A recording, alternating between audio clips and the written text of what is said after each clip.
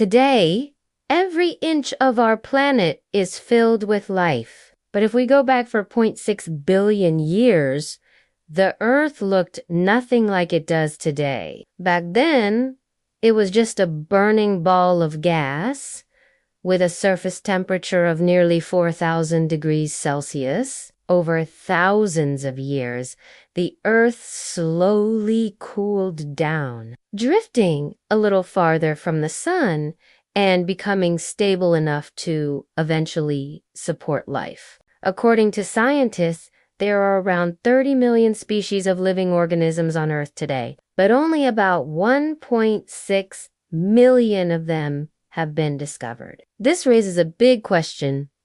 Asterisk, asterisk. How did life actually begin on Earth? And why don't we find life on places like Mars or the Moon? Asterisk, asterisk, friends.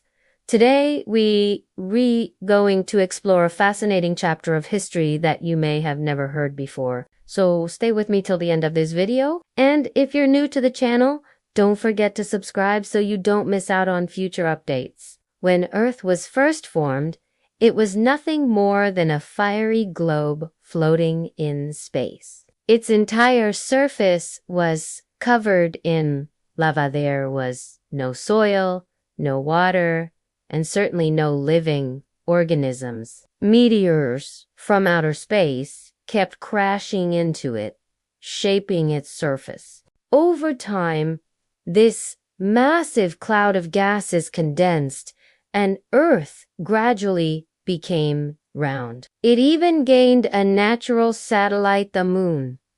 The story of how the Moon was formed is incredible in itself, and I'll save that for another video. Deep inside the young Earth, heavy materials like iron and nickel sank to the core. Because of this, Earth developed a gravitational pull strong enough to attract smaller space rocks. As these objects stuck to its surface, the Earth grew larger and larger. Still, there was no life because the environment was far too hostile. There was no oxygen in the atmosphere, and water only existed as vapor due to the extreme heat. But as millions of years passed, the temperature began to drop. Water vapor condensed into raindrops, and rain fell onto the Earth for the very first time. This rain collected in low areas, forming the first oceans. These endless storms and ocean currents cooled the planet even faster, and the lava on the surface slowly hardened into solid rock. Around 3.9 billion years ago, another wave of meteor showers struck the Earth. These meteors released gases like nitrogen and also delivered precious minerals. When these minerals mixed with the hot seawater, they created a primordial soup of chemicals. At the same time, the Earth's atmosphere was filled with toxic gases such as methane, carbon monoxide, and ammonia, but still no oxygen. So how did oxygen eventually appear? Here's the amazing part.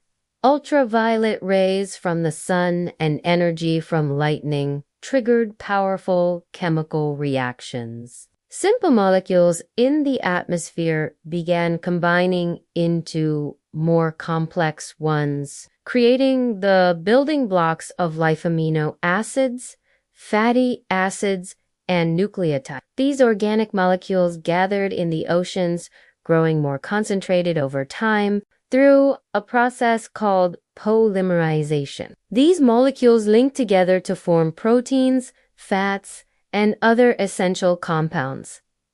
Eventually, they clump together into larger structures. Within these structures, something extraordinary happened. RNA formed, giving rise to protocells, the earliest ancestors of life. These primitive cells could absorb carbon dioxide from the atmosphere and produce their own food through photosynthesis. As a byproduct, they released a gas we now depend on for survival: oxygen. Over the next 2 billion years, oxygen levels on Earth increased dramatically. Sunlight Reacting with this, oxygen formed the ozone layer, a protective shield that blocked harmful UV radiation from space. For the first time, Earth became a safe place for complex life to develop. Meanwhile, volcanic eruptions released enormous amounts of carbon dioxide, which trapped the sun's heat and warmed the planet. But then acid rain washed away much of this carbon dioxide, causing the Earth to lose heat and fall into a deep freeze. The entire planet became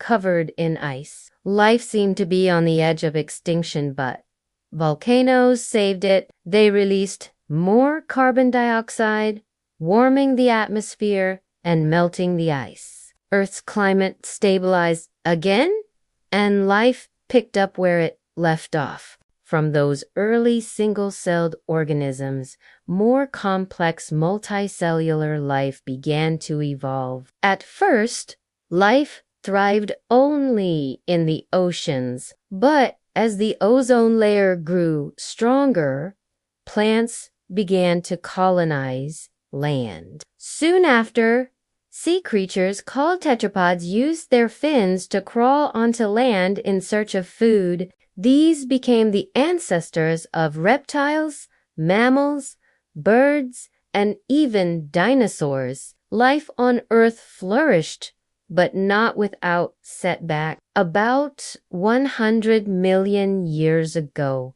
a massive asteroid struck the planet, wiping out nearly 90% of all species, including the dinosaurs. For a time, Earth was covered in darkness and ash, but around 70 million years ago, the skies cleared and a new era of life began. Mammals rose to dominance, eventually giving birth to the most intelligent species on Earth, humans. So why is Earth the only planet we know of with life? The answer lies in its unique atmosphere. Unlike Mars or the Moon, Earth managed to hold on to a protective atmosphere rich in oxygen and carbon dioxide. This atmosphere, along with liquid water and the right temperature, made our planet a perfect home for life. And that is how Earth transformed from a burning ball of fire into the beautiful, living planet we see today. So, friends, that's it for today's video. How did you like the story of Earth's incredible journey? Let me know your thoughts in the comments. And if you enjoyed this, please give it a like and share it with your friends. I'll be back soon with more fascinating history. Until then, take care and stay curious.